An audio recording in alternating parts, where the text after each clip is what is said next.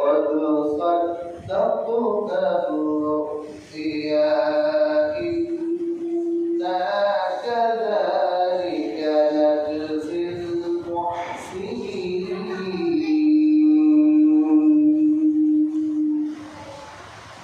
إن الله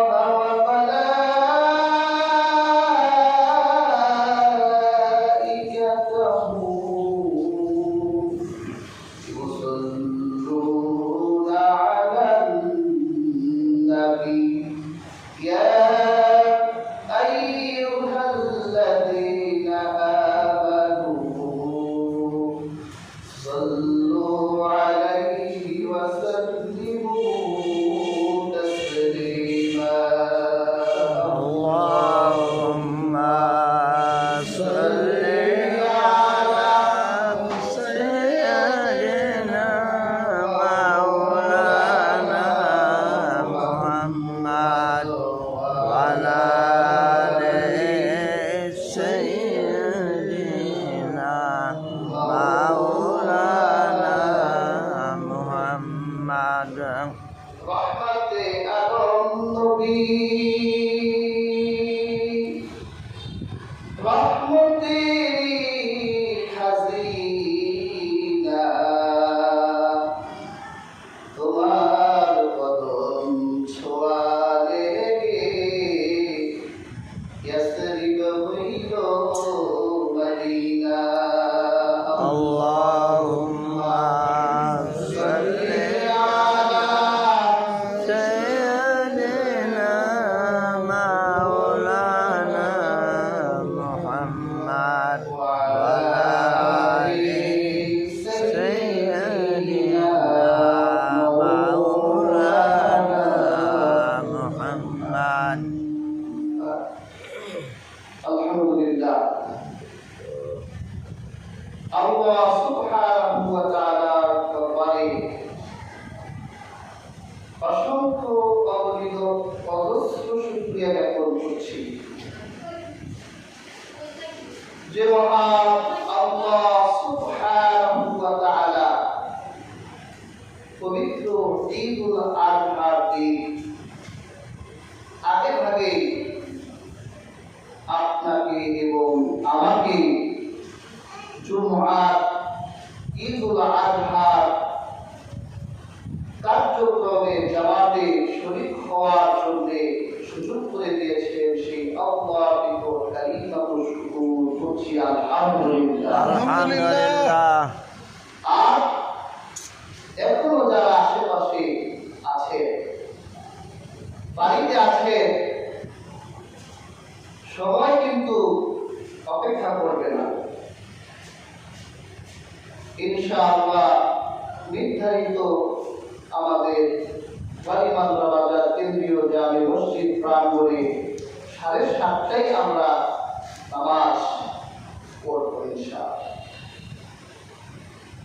কাজেই যারা এখনো প্রস্তুতি নিচ্ছেন দ্রুত প্রস্তুতি গ্রহণ করুন।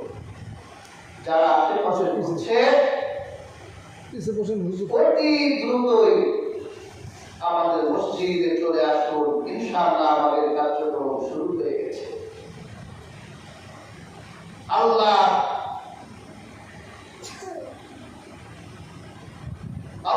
সুবহানাহু ওয়া তাআলা নিকট আমরা শুকরিয়া জ্ঞাপন করলাম যিনি আমাদেরকে সুস্থ রেখে ঈদুল আযহার জামাতে শরীক হওয়ার তৌফিক দিয়েছেন। আমরা আরেকবার করি আলহামদুলিল্লাহ। হাজরিন, আজকের এই দিন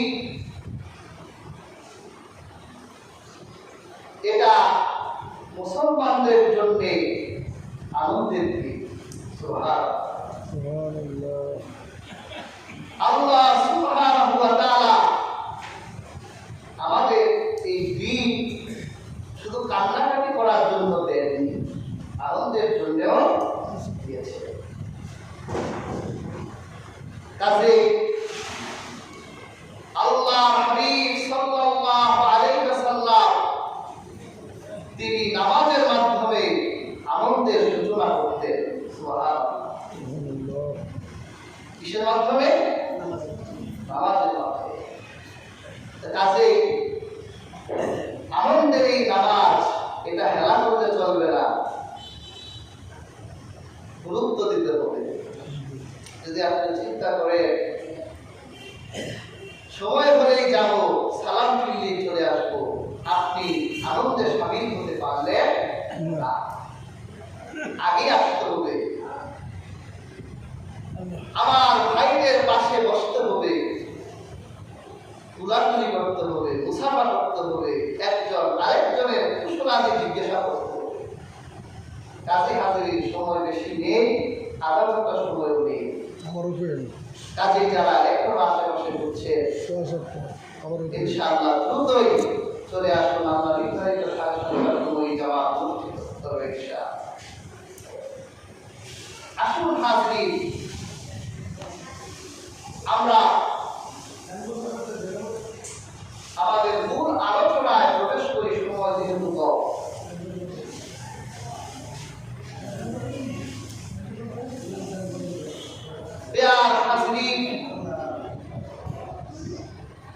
আল্লাহ সুবহানাহু ওয়া তাআলা কোরআনে বলেছেন, ওয়া তাওয়াক্কালনা আলাইহি ফিল আখিরিন। নবী ইব্রাহিমের ব্যাপারে আল্লাহ বলেছেন, আমি তোমার এই কাজগুলো স্মৃতি হিসেবে পরবর্তীদের জন্য রেখে দিলাম। সুবহানাল্লাহ। প্যার হাজরিন, ইব্রাহিম আলাইহিস সালাম তিনি নবীদের মধ্যে আল্লাহর কাছে সবচেয়ে বেশি কুরবানি দিয়েছেন।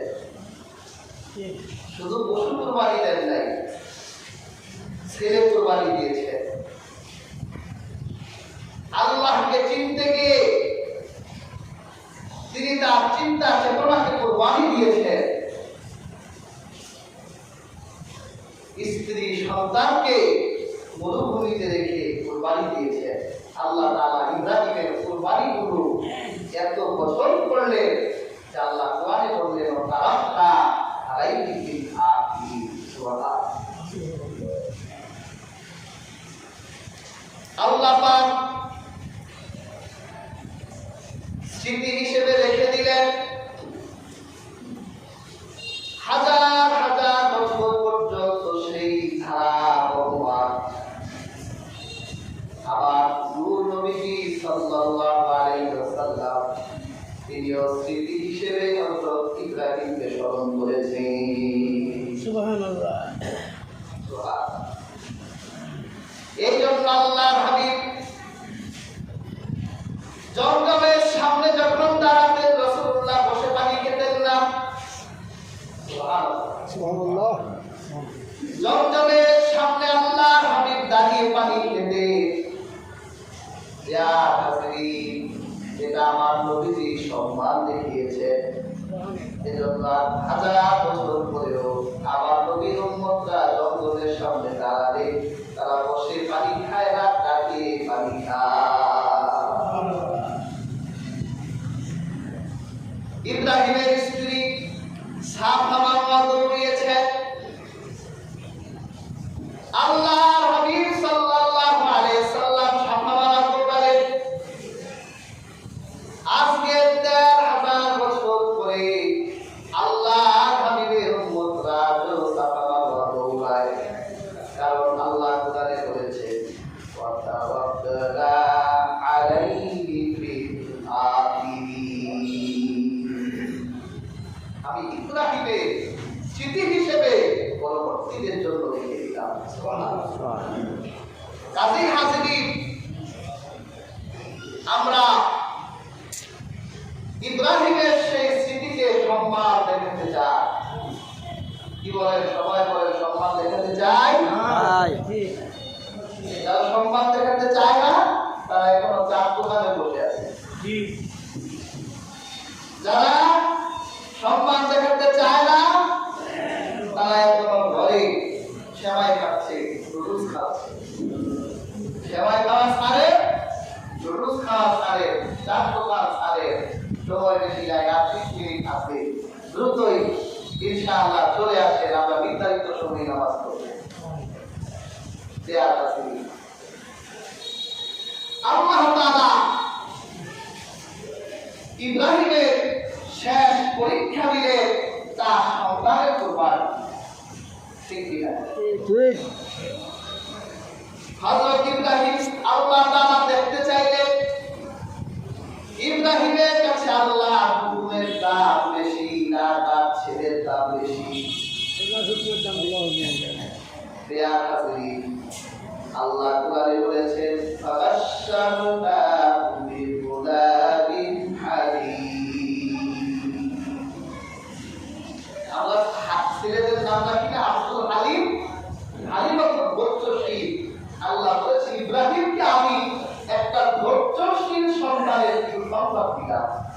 সুবহানাল্লাহ। আল্লাহ তাআলা দেখতে চাইলেন ইসমাঈলের কাছে আল্লাহ হুকুমের দাম বেশি নাকি তার জীবনের দাম বেশি। ফালাম্মা আসলামা ওয়া তাল্লাহু লিল-জাবিন। পিতা পুত্র আল্লাহর হুকুমের সামনেই তারা মাথা নত করলেন, সন্তানকে শোয়াই দিলেন। ইব্রাহিম বুঝালেন আল্লাহ আপনার কাছে আমি যে সন্তানের জন্য ডাক্তার একটা সন্তান দেন, আপনি সন্তান দিলেন। এই সন্তানকে আমি অনুভূতিতে রেখে এলাম, পরিবারের মায়া স্যাক্রিফাইস করলাম। আল্লাহ তারপরেও আমার আপনার হুকুমের দাম আমার কাছে বেশি, আমার ছেলের দাম বেশি না। আর ইসমাঈল বলল আব্বা আপনি আমার শরীর বেঁধে ফেলেন, আমার চোখ বেঁধে ফেলেন। আপনি বাবার চোখ আর আমি সন্তানের চোখ যদি এক হয়ে যায়, চোখে চোখ লেগে যায়, তাহলে আল্লাহ হুকুমের সামনে যদি আপনার মায়া এসে যায় আমার গলায় ছুরি দিতে পারবেন না।